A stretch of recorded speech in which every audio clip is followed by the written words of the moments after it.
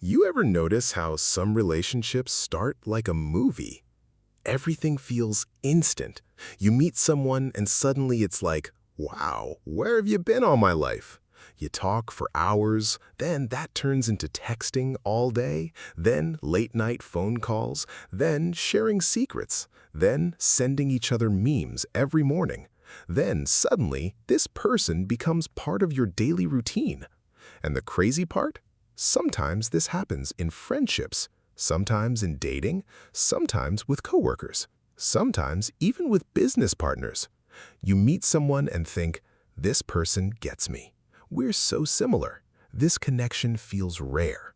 And honestly, that feeling is addictive because most people are lonely. Let's be real. A lot of people are walking around feeling misunderstood. They want someone who listens, someone who validates them, someone who makes them feel important. So when they finally meet someone they click with, they go all in way too fast. And that's where the problem starts, because fast intimacy often creates fake closeness.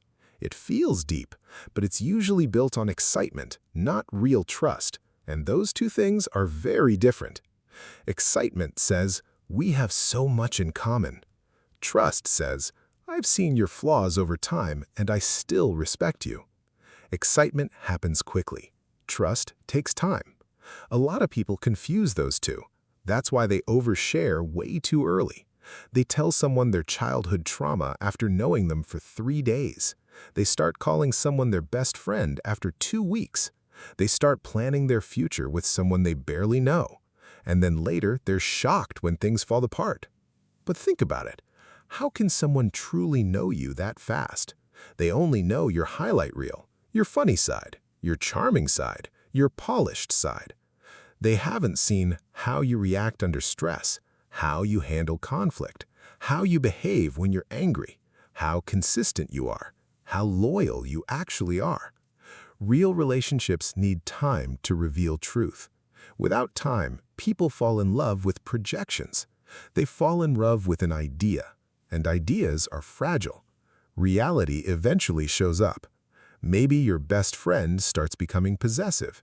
Maybe your new relationship feels emotionally draining. Maybe your business partner you trusted starts gossiping. And suddenly you're sitting there thinking, what happened? What happened is simple.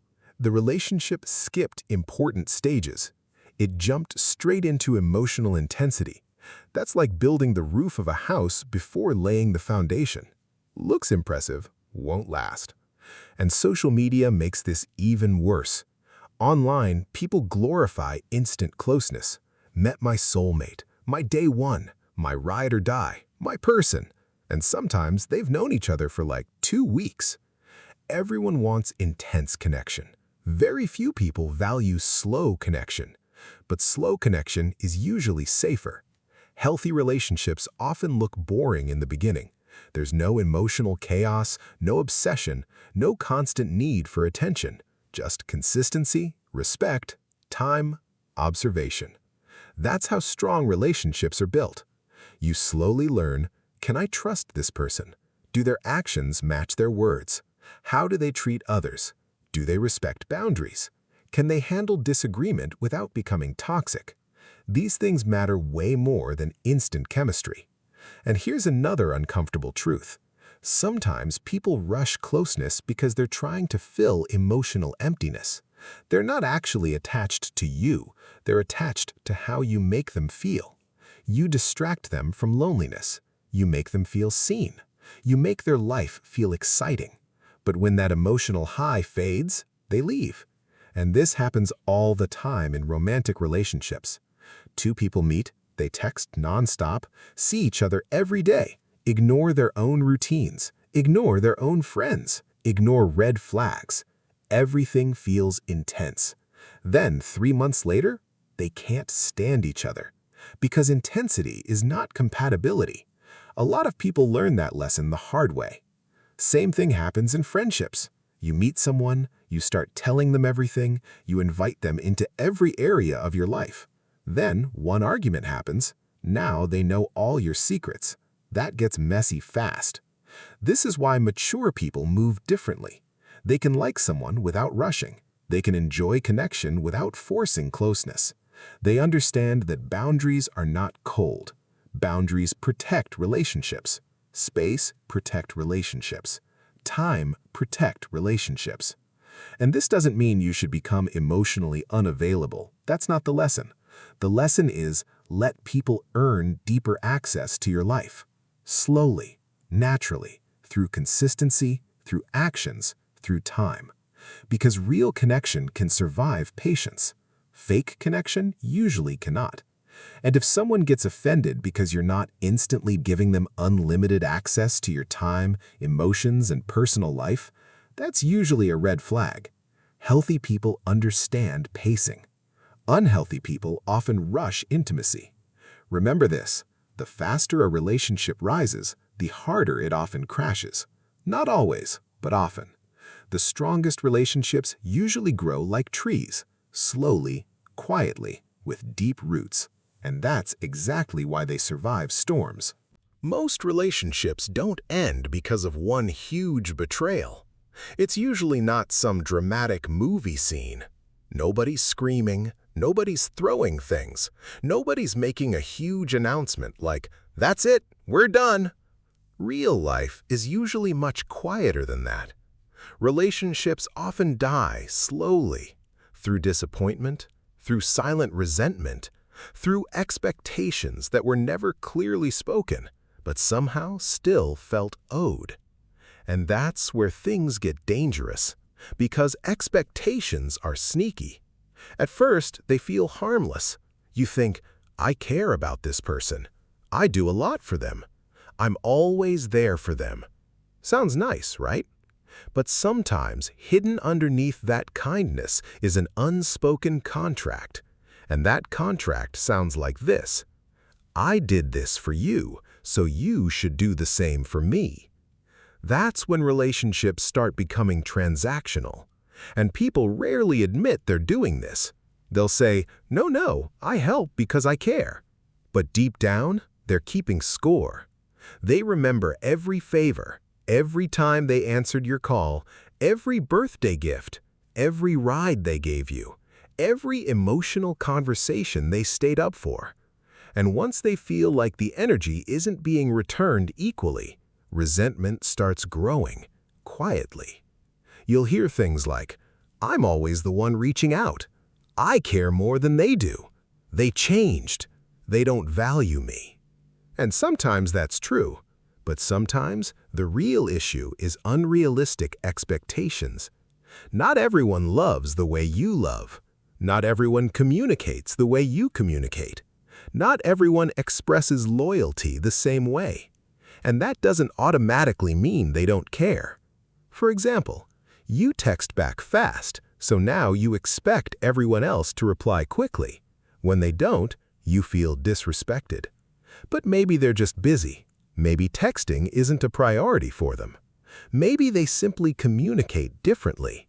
Or maybe you're always the person giving expensive gifts. Now you expect the same effort back. When it doesn't happen, you feel hurt. But maybe that person shows care in totally different ways. This happens in romantic relationships all the time, too. One person thinks, if they love me, they should spend all their free time with me. The other person thinks, I love you, but I also need personal space. Now both people feel misunderstood. One feels abandoned. The other feels controlled. Neither person is necessarily evil. Their expectations are just mismatched. And family relationships? That gets even messier. Parents expect children to live a certain life. Children expect parents to understand modern struggles. Siblings expect loyalty no matter what. And when reality doesn't match those expectations, conflict grows. A lot of pain comes from people loving an imaginary version of someone, not the real person standing in front of them. You create this mental image. They should always support me. They should always understand me. They should always prioritize me. But people are human. They get tired. They make mistakes. They have their own struggles. And when you expect perfection from imperfect people, you set yourself up for disappointment. Another huge problem. People often expect mind reading. This ruins relationships fast. They say things like, if they really cared, they'd know what I need. No, that's not how communication works. Nobody can read your mind. If you need something, say it clearly. Healthy relationships require communication, not emotional guessing games. And here's where it gets even deeper. Sometimes people place impossible expectations on others because they're trying to fix something missing inside themselves. They expect their partner to cure loneliness. They expect friends to heal insecurity. They expect family to provide constant validation. That pressure becomes exhausting. No relationship survives when one person becomes responsible for another person's emotional stability. That's too heavy. Healthy love sounds more like, I appreciate you, not, you complete me. Healthy friendship sounds like, I enjoy having you in my life, not, you're responsible for all my happiness. Big difference. And let's be honest, social media makes expectations worse. You see perfect friendships, perfect couples, perfect families, and suddenly you expect your relationships to look like highlight reels. That creates frustration, because real relationships are messy. Real people forget things, they get busy, they disappoint sometimes. That's life. Mature people understand this. They appreciate people for who they are, not for the fantasy version they created in their head. And they communicate expectations clearly instead of silently building resentment. That changes everything. Because relationships don't need perfection. They need realistic expectations. They need flexibility. They need grace. And most importantly, they need two people who understand that love, friendship, and loyalty are gifts, not debts. The moment someone feels constantly indebted to you, the relationship starts suffocating. And eventually, people pull away from what feels heavy. That's why expectations quietly destroy so many relationships. Not because caring is bad, but because love turns toxic when it comes with hidden invoices. This is where a lot of relationships quietly fall apart. Not because people stop caring, not because of betrayal, not because of some huge dramatic event. Sometimes, people simply become too comfortable. And once that happens, they stop respecting boundaries. At first, closeness feels amazing. You can joke freely, talk openly, be yourself. There's less awkwardness, less formality. And that part is beautiful. That's what healthy connection should feel like. But for a lot of people, comfort slowly turns into carelessness, and carelessness eventually becomes disrespect. That's where things start breaking. You've probably seen this happen. Maybe you've done it yourself. At first, someone is very polite, very considerate. They respect your time, respect your space, respect your feelings. Then, once they feel secure in the relationship, they stop trying. They start saying things like, relax, I'm just joking. You're too sensitive. You know how I am. And suddenly, they're crossing lines they would have never crossed in the beginning. That's not closeness. That's entitlement. They assume your relationship gives them unlimited access, unlimited forgiveness, unlimited patience. And that mindset destroys relationships fast. Friendships suffer from this a lot.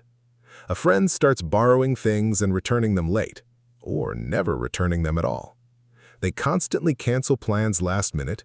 They insult you as jokes. They dump emotional problems on you every day without asking if you have the capacity. And because you're close, they assume it's fine. Until one day, you're exhausted.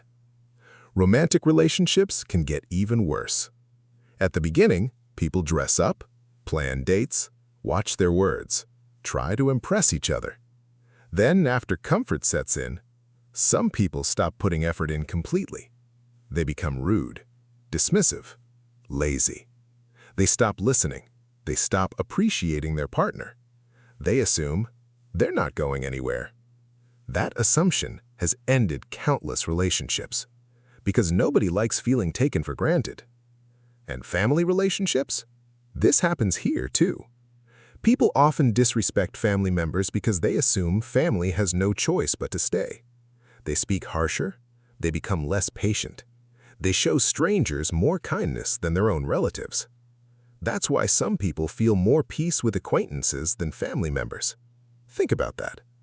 And there's another subtle form of disrespect: overstepping boundaries. Just because someone is close to you does not mean they owe you access to every part of their life. Yet people do this all the time. They ask invasive questions, demand explanations, get offended when someone wants privacy. They act like boundaries mean rejection. No, boundaries are healthy. Boundaries protect relationships. Without boundaries, closeness starts feeling invasive. For example, just because your friend is dating someone doesn't mean you're entitled to every detail. Just because your sibling makes more money doesn't mean you can comment on how they spend it. Just because your partner loves you doesn't mean you can control their time. And one of the biggest signs someone has lost respect for you? They stop valuing your no. They pressure you, guilt trip you, push your limits, and then act offended when you stand up for yourself. That's a huge red flag. Healthy relationships can handle boundaries. Unhealthy relationships see boundaries as threats. And let's talk about honesty for a second. Some people use "I'm just being honest" as an excuse to be rude. That's not honesty. That's poor emotional intelligence. There's a difference between truth and unnecessary cruelty. You can be honest without humiliating people. You can disagree without disrespecting people. You can be close without becoming careless. That balance matters. A lot of relationships don't end because love disappears. They end because respect disappears first. And once respect is gone, love usually follows. Because attraction without respect fades. Friendship without respect becomes draining. Family without respect becomes toxic. This is why mature people understand something very important. Familiarity should never remove basic manners. Say thank you. Apologize when you're wrong. Respect people's time. Respect privacy. Watch your tone. Don't weaponize closeness. And never assume someone will tolerate bad behavior forever just because they love you.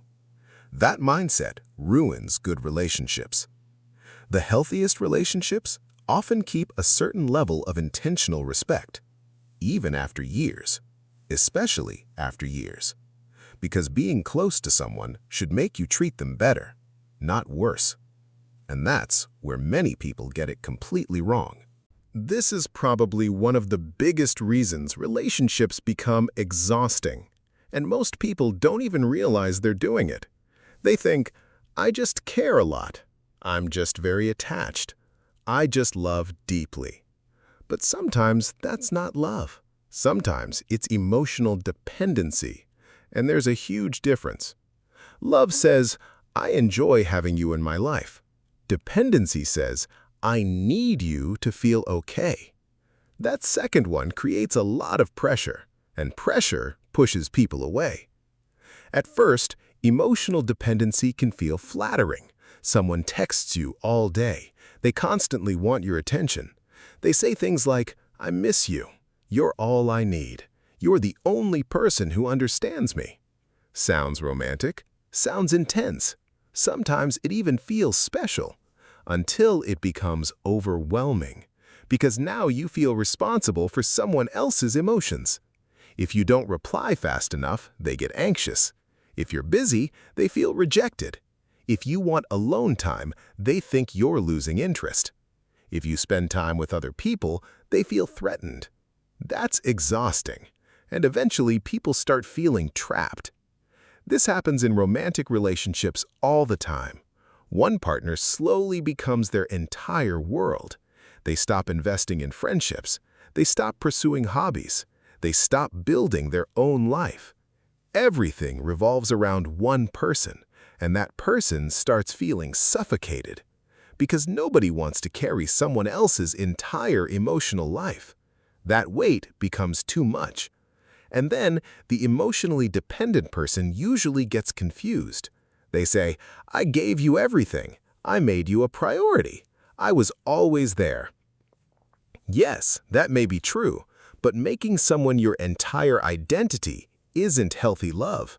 It's emotional outsourcing. You're asking another person to regulate feelings you should learn to manage yourself. And friendships can become like this too. You might have a friend who expects constant availability. They call every time there's a problem. They unload every emotional crisis onto you. They expect you to always listen, always help, always be available. And when you're unavailable, they get offended. That friendship starts feeling like unpaid therapy.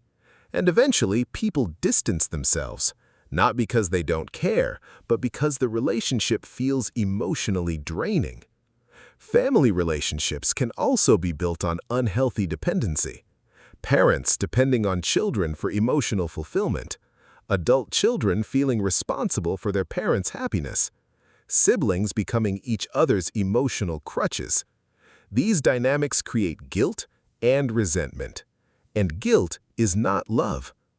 A huge issue is that emotionally dependent people often confuse attention with security. They think if they really care, they'll always be available. That's unrealistic. Healthy adults have responsibilities, work, friends, goals, personal struggles, rest. They can love you deeply and still need space. That doesn't mean abandonment. That means balance. And let's be honest, sometimes emotional dependency starts with personal emptiness. You feel lonely, lost, insecure, bored with your own life. Then someone enters your life and becomes your emotional escape. You become addicted to the feeling they give you, not necessarily the person themselves. That's why breakups or friendship endings feel devastating for some people. They didn't just lose a person, they lost their emotional coping mechanism. That's why healing requires building a life that feels meaningful without constant external validation. You need your own identity, your own hobbies, your own routines, your own goals, your own peace. The healthiest relationships happen when two whole people choose each other, not when two emotionally starving people try to consume each other. That creates chaos. And mature love feels lighter. It sounds like, "I love talking to you," not, "Why didn't you text me back?" It sounds like, "Enjoy your time with friends," not, "Why are you always leaving me?" It sounds like, "I support your independence," not, "I need constant reassurance." That's real emotional strength. And here's the truth. People are drawn to relationships that feel peaceful, not relationships that feel like emotional labor every single day. If being around someone constantly feels like managing their emotions, eventually people burn out. That's why independence is attractive, not because being cold is attractive, not because detachment is attractive, but because emotional stability feels safe, and safe relationships last longer. You should be able to miss someone without falling apart. You should be able to love someone without controlling them. You should be able to enjoy closeness without losing yourself. That's what healthy connection looks like. Love deeply, care deeply, but never make another person responsible for carrying your entire emotional world. A lot of people hear the word distance and immediately think something is wrong. They think distance means coldness, disinterest, detachment. They hear, "I need space," and translate it as, "I don't love you anymore. I'm losing feelings. You're being pushed away." But healthy space is not rejection. Healthy space is protection. It protects individuality. It protects boundaries. And weirdly enough, it often protects attraction too. Because when people become overly available to each other, relationships can start feeling predictable, heavy, even boring. There's no room to miss each other, no room to appreciate each other, no room to breathe. And humans naturally value what feels intentional, not what feels constantly forced. Think about friendships. Some of the healthiest friendships you have probably don't involve talking every single day. You might go weeks or even months without speaking. Then when you reconnect, everything feels natural. No guilt, no pressure, no weird accusations like, "Wow, you forgot about me." That's maturity. That's security. The friendship exists without constant maintenance. And romantic relationships need this too. A lot of couples make the mistake of doing everything together. Every weekend, every hobby, every friend group, every conversation, every free hour. At first, it feels romantic. We're inseparable. We do everything together. We tell each other everything.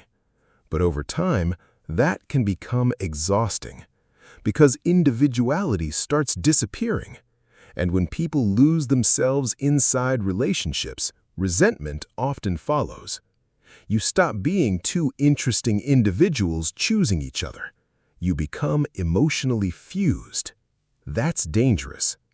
Healthy couples maintain separate identities, separate interests, separate friendships, separate goals. And that actually gives them more things to bring back into the relationship. More stories, more growth, more attraction. You can love someone deeply and still need personal space. Those things can exist together. And let's talk about mystery. A little mystery is healthy. Not secrecy, not dishonesty. That's different. But not oversharing every single thought, every complaint, every insecurity, every detail of your life can actually be healthy. Some people treat relationships like emotional live streams. Every thought gets shared instantly. Every frustration gets dumped immediately. Every insecurity becomes someone else's responsibility. That can become exhausting fast. Not every emotion needs immediate external processing. Sometimes you need to sit with your own feelings first. Sometimes you need private reflection. Sometimes your partner or friend does not need to hear every single thought in your head. That level of constant access can kill attraction and create emotional fatigue. And this applies to family too. Healthy families allow members to grow independently. Unhealthy families often treat independence as betrayal. You never call enough. You've changed. You spend too much time away. That guilt keeps people emotionally trapped. But healthy relationships support growth. They don't punish it. And another thing space does, it reveals who actually respects you. People with healthy intentions understand boundaries. They respect your schedule. They respect your personal life. They respect your need for solitude. People with unhealthy intentions often get angry when they lose unrestricted access to you. That reaction tells you a lot. And here's something people rarely admit. Constant access can reduce appreciation. When someone is always available, always texting, always calling, always present, people can unconsciously start taking them for granted. Absence isn't always bad. Sometimes absence creates gratitude. It reminds people of your value. It reminds them that your time matters. And no, this doesn't mean playing toxic games, not fake ignoring people, not manipulating attention, not acting unavailable to create obsession. That's immature. Real, healthy distance is natural. It comes from having a full life, a meaningful life, a life that doesn't revolve entirely around one person. And that energy feels attractive. When someone has purpose, goals, discipline, friends, peace, self-respect, their relationships feel lighter, healthier, less desperate. And desperation ruins attraction fast. The strongest relationships often have this quiet rhythm. Come close, give space, reconnect, repeat. No panic, no control, no constant monitoring, just trust. And trust thrives where breathing room exists. That's why mature relationships don't demand constant proof of loyalty. They allow space, and space often makes love stronger because people get the chance to choose each other again and again, not because they're trapped, but because they genuinely want to stay. At the end of the day, this is what everything comes down to. The healthiest relationships don't feel like a full-time job. They don't feel like emotional warfare. They don't feel like constant stress. And they definitely don't feel like ownership. They feel light. Not shallow, not careless, just light. There's a huge difference. A light relationship still has depth. It still has loyalty. It still has love. But it doesn't feel suffocating. You're not constantly worried about saying the wrong thing. You're not walking on eggshells. You're not being monitored. You're not forced to prove your loyalty every day. You're not emotionally drained after every conversation. That's not what healthy connection looks like. A lot of people grew up believing love means sacrifice, endless tolerance, endless emotional labor. And while all relationships require effort, that mindset can become dangerous because people start normalizing dysfunction. They think, if this relationship is hard, that means it's valuable. Not necessarily. Sometimes hard just means unhealthy. Sometimes drama is simply drama. Sometimes chaos is simply incompatibility. And people stay because they're addicted to intensity. They confuse emotional highs and lows with passion. One day they feel loved, the next day they feel ignored, then loved again, then rejected again. That cycle creates emotional addiction, but addiction is not love. Peace often feels unfamiliar to people who grew up around chaos. That's why some people sabotage healthy relationships. When things feel calm, they think something is missing. They think this feels boring, no drama means no passion. That mindset destroys good relationships because mature love is often quiet, consistent, stable, predictable in the best way. You know where you stand. You don't need constant reassurance. You don't need mind games. You don't need emotional roller coasters. That stability is incredibly valuable. And friendships should feel this way too. Good friendships don't feel performative. You don't have to constantly prove yourself. You don't have to compete. You don't have to fear being replaced every week. You can be busy. You can disagree. You can disappear for a while and reconnect, and the relationship still feels solid. That's real friendship. Family relationships can become healthier too when people stop trying to control each other. Love shouldn't sound like, live the life I want, think the way I think, make choices that make me comfortable. That's control disguised as care. Real love allows individuality. And one of the biggest signs you're in a healthy relationship, you feel more like yourself, not less. You feel supported, not controlled. You feel peaceful, not constantly anxious. You feel respected, not managed. That matters. A lot of people stay in draining relationships because they fear loneliness. But being alone is often far more peaceful than being constantly emotionally exhausted. And once you experience peaceful relationships, whether romantic, friendship, or family, your standards change forever. You stop chasing intensity. You stop glorifying unhealthy attachment. You stop confusing obsession with love. And you start valuing emotional safety. That's growth. That's maturity. And here's the truth most people learn late. Not everyone deserves unlimited access to your life. Some people are only meant to know certain versions of you. Some people are better loved from a distance. Some relationships work better with strong boundaries. And that's okay. You do not need to force closeness. You do not need to keep over-explaining yourself. You do not need to beg people to respect your boundaries. The right relationships usually feel natural. Not effortless, but natural. There's mutual respect, mutual understanding. mutual breathing room, and both people still choose to stay. That's powerful. The goal of relationships was never possession, it was never control, it was never emotional dependency. The real goal is connection without losing yourself. To love people deeply without suffocating them. To care deeply without controlling them. To stay close without destroying boundaries. That's what healthy relationships look like. And honestly, that kind of peace is worth protecting.